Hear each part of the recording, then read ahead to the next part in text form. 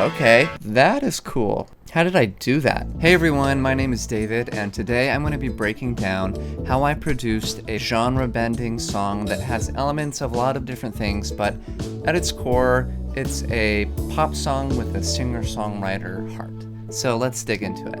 So before we get too far, we have to acknowledge that this song was brought to me by Spence. This is really his vision that I'm trying to bring to life. So the first thing that he sent to me was a demo that he roughed out in Logic.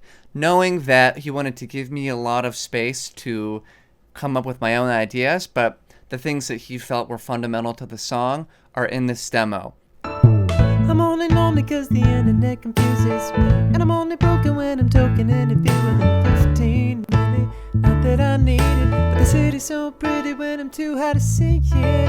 Okay, let's just jump into another chorus here. And I can't loosen my grip for long until that minute hand promises not to lurch on.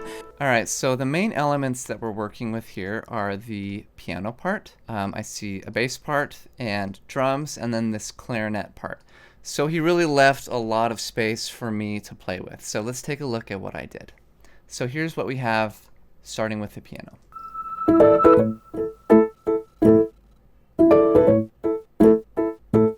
So obviously we kept it extremely sparse in the beginning. We really wanted to highlight his lead vocal. And then I have a few different things happening. I've got some EQ, some tape delay, some decapitator to get a little bit of that crunch. Next, let's look at the bass part. It is a real bass player that I hired to play the part. So I used lots of elements of the MIDI that Spence had initially created in the demo. And I liked it a lot, and I just felt like it needed the human touch of a real bass player. So here's what's happening in the bass part.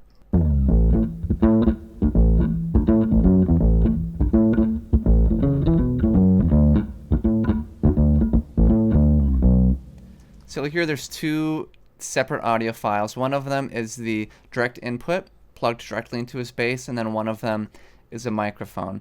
And I have them processed a little bit differently. So the DI is more focused on the sub bass part and really just holding that meaty sub bass sound. And then the mic'd bass, you can hear it's got a lot more of that mid-range crunch.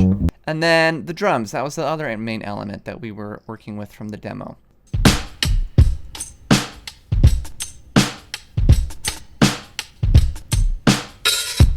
Okay, so I kept it pretty simple here. So it looks like I found a loop that I really liked and then chopped it up a bunch to get the exact effect and then created my own kind of snare part to go with it. So it looks like we have this snare. Pretty basic, panned a little bit to the left, has a lot of that high-end sizzle. And then this snare. So here there's something happening there with this delay. Here's what's going on. It routed out to a reverb send with a really, really short decay time, a really high pre-delay time. And then, just as I suspected, it's panned really far to the right.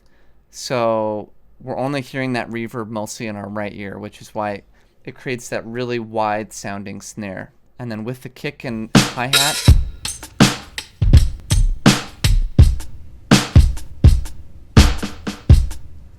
so it sounds pretty alive with all those elements pieced together. So yeah, that's really kind of the core meat of the production, and that goes throughout most of the song. So after that, it was really just adding on the embellishments that make it sparkle and have a really unique thumbprint that feels specific to Spence and this song. So the first big thing that we thought would be fun is some banjo. So I hired out a banjo player. I use the service Musiversal, which is amazing. This isn't an ad, although I am a Musiversal partner, and you can use my partner link to get a pretty good deal. I think it's like 25% off or something, so I'll link that below. But basically they have this huge roster of really talented musicians. You can subscribe and then have basically unfettered access to these musicians who are way more talented than I am. And so here's the banjo part.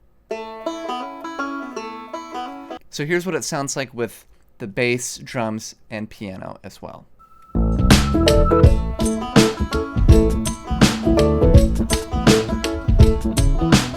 That's that. It gives it a nice swing. It adds an interesting texture because you're not necessarily expecting that banjo timbre and pluck in this type of track. So that's what we're all about, trying unique pieces that you wouldn't necessarily expect. Okay, let's move on to the chorus.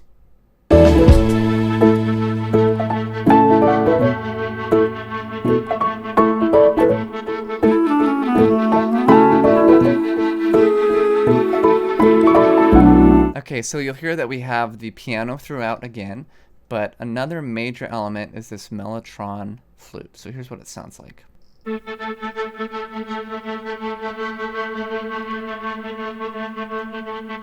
it looks like I have the reverb automating to kind of dip in and out to create that movement and that atmospheric effect. And then I also found, I think I just found this synth pad.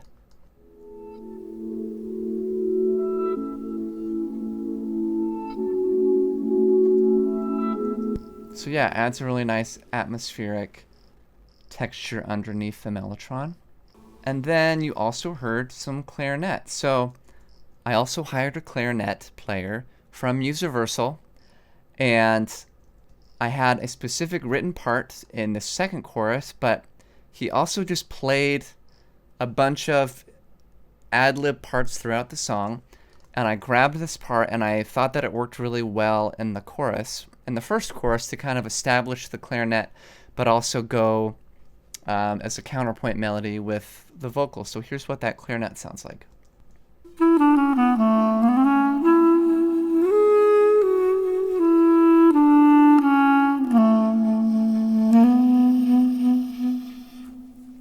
So yeah, that's chorus one. Pretty sparse, pretty simple. That way we can build on top of it in the following chorus. Okay, here's a fun thing that happens in verse 2. Let's take a listen.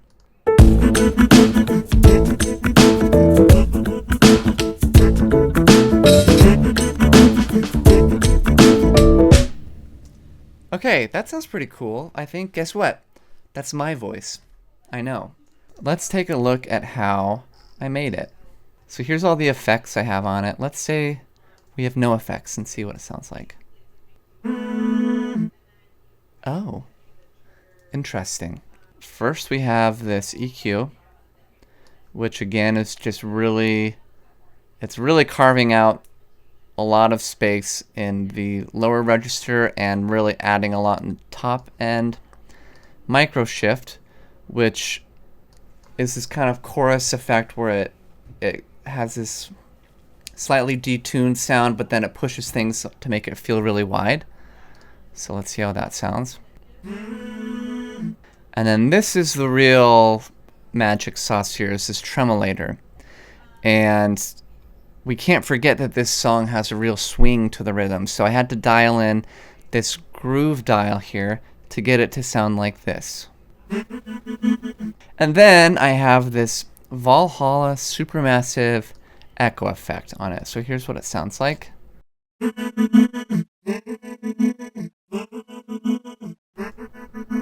Looks like I also have a little bit of something happening here. Let's take a look. Oh, okay. So yeah, that's just a little stab for emphasis, sounds like. Oh yeah, and a little swung shaker rhythm too. That's nice. So chorus 2 has a little bit more oomph to it. Let's take a listen.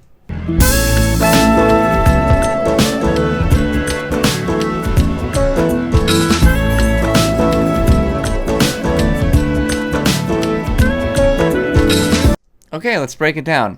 So first is that killer clarinet part. We love clarinet in this house. Is it because I played it in high school? Yes, that is why. Let's take a listen to it isolated.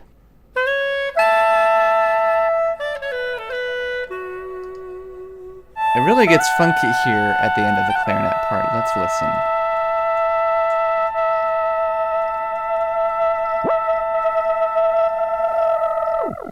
Holy Moses, that's a lot of automation happening here. Let's look Oh gosh. Oh gosh. So we got some noise. We got whatever that is. It's possible that I didn't automate this by hand, but did the latch feature and then just played with elements in this plugin as the song was going. But oh, okay, Flutter. Yeah, I might have just been going like this, but essentially the sound needed to become more and more decrepit, and I just threw everything at it using this J37 plugin. So, okay, let's see what else we have happening here. Metal splash strings, soul organ, let's listen to that. Okay. Yeah. We got the mellotron flutes again. Oh, yeah. Mandolin pluck. Some more folk-ish instruments for you. You're welcome. Oh, is that mandolin or is that dobro? Yeah. I think that's mislabeled. Dobro. Okay, so we added this brighter top snare to add a little bit more punch and sizzle. So I think I really carved out the bottom, so it's just, yeah, it's just adding that splashiness. We have this kind of cool open hat effect where it's the open hat and then it's immediately a reversed open hat. Same thing going into that first snare hit, which kind of gives it that cool momentum and that sucking feeling. It doesn't suck, but it is sucking. And so then let's hear all of that again.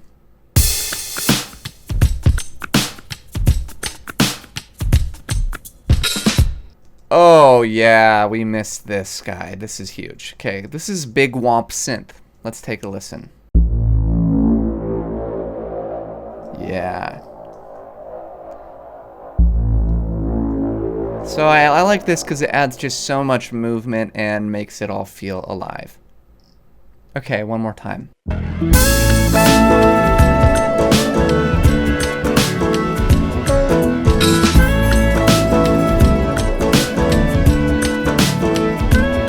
Okay, the last thing I want to tackle before we look at the vocals is the effects and a lot of the transition pieces that I think are pretty cool and worth looking at. Okay, here's what this first little element sounds like in context.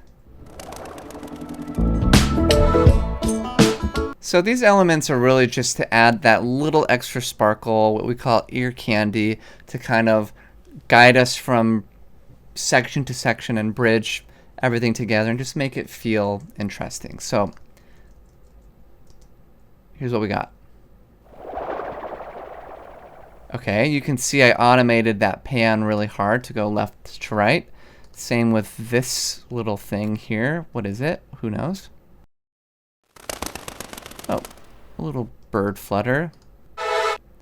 Oh, that's kind of just a hit on the 4, just to add a little bit of that last emphasis right before we come into that new section. And then we have some synth stuff happening.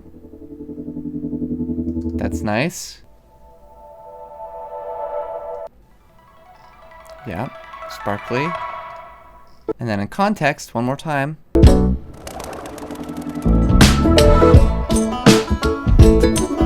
Cool. Oh yeah, this is gonna be fun over here.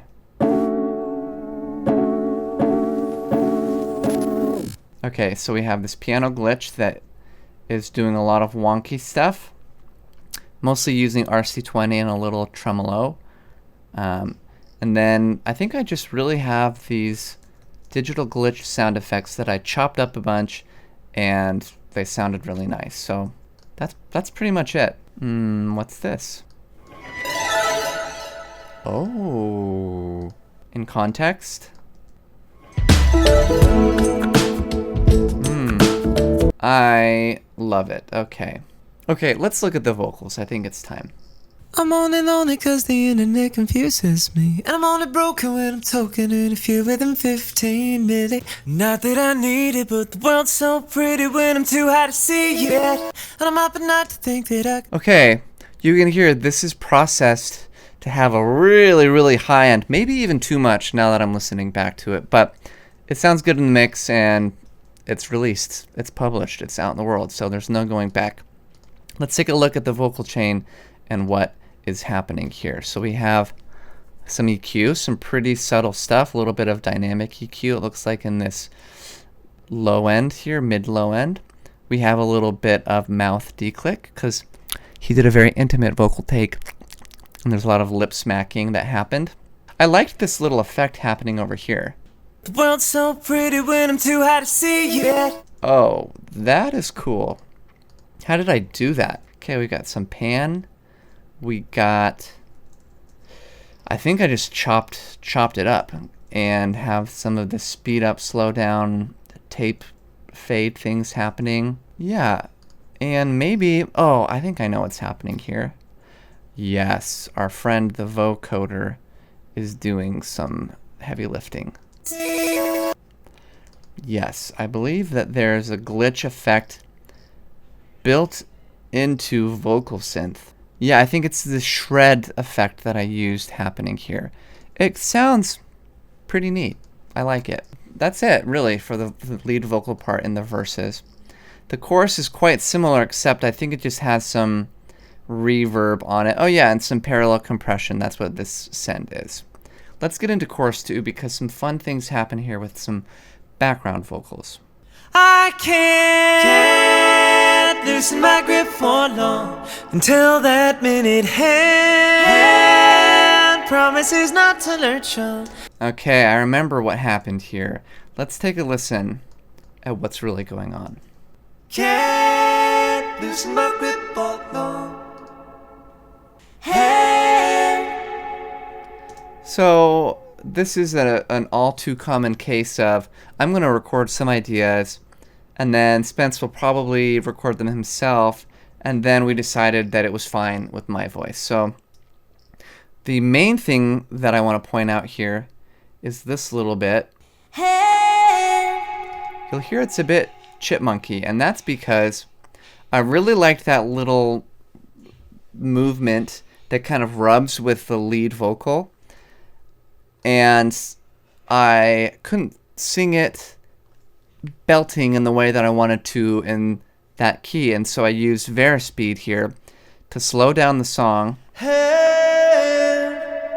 So that's the key that I actually recorded it in.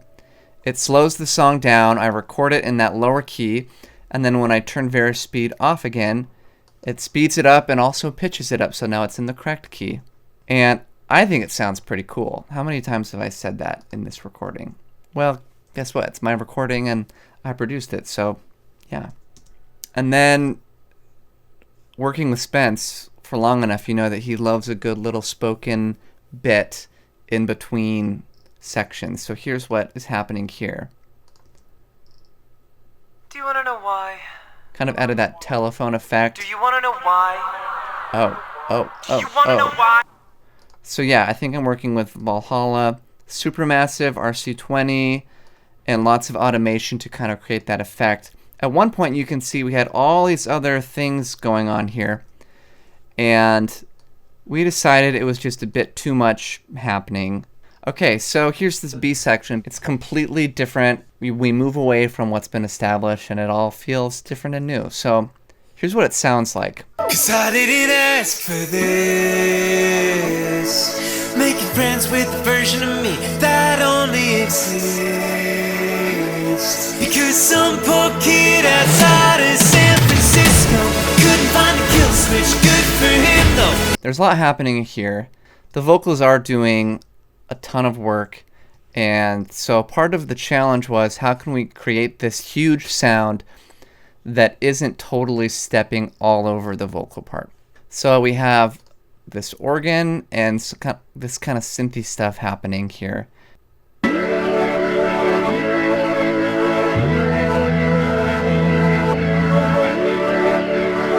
So that's doing a lot. Yeah, here's this kind of lead synth sound.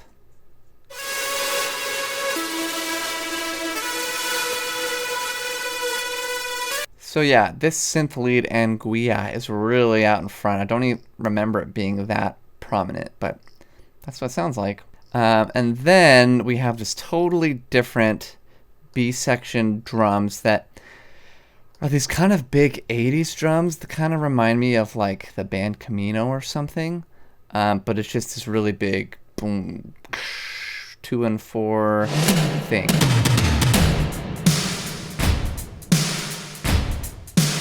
So yeah, big stomps for the kicks, that really huge reverb sound for the snare. Kept it really simple. Sometimes the less stuff you have, the bigger it can sound. Oh, what is this? Brass stab and wobby synth. Okay.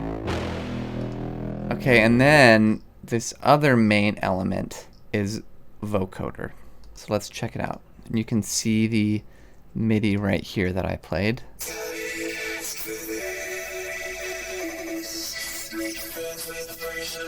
And then we have these big outro harmonies that Spence recorded. Some poor kid outside of San Francisco couldn't find a kill switch, good for him, no. So then you'll hear the banjo came in. It's kind of a bridge into this final little moment that harkens back to the already established instrumentation, and here's what it sounds like. What's mine is yours, and that's fine and all. But I don't recall asking no one here to keep score.